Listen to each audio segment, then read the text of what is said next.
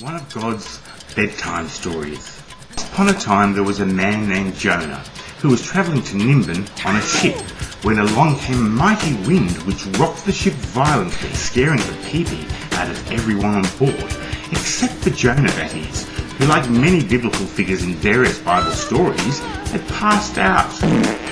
The brave sailors of the ship started to panic and began throwing things overboard. Meanwhile, Jonah, awakened with a hangover, went on top and convinced the sailors that if they threw him overboard, the storm would stop. And sure enough, it worked. Then, as if things weren't going badly enough for Jonah, along came a big fish, which swallowed him. After 3 days of living underwater inside the fish's stomach, it occurred to Jonah to pray.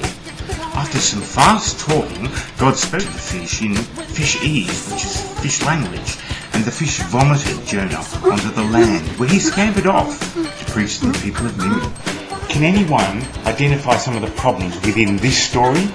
Firstly, the issue of oxygen. Jonah, without scuba gear, hence without oxygen, survived inside a fish's stomach, underwater for 3 days. Lesser man would have suffocated in minutes, but apparently Jonah was exceptional at holding his breath.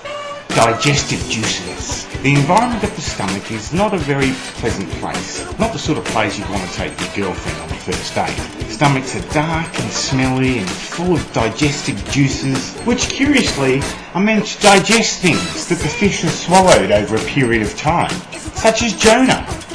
Water. Also in stomachs, potable water is very scarce. In fact, there's generally no drinkable water at all. The only thing available for drinking is poisonous digestive juices.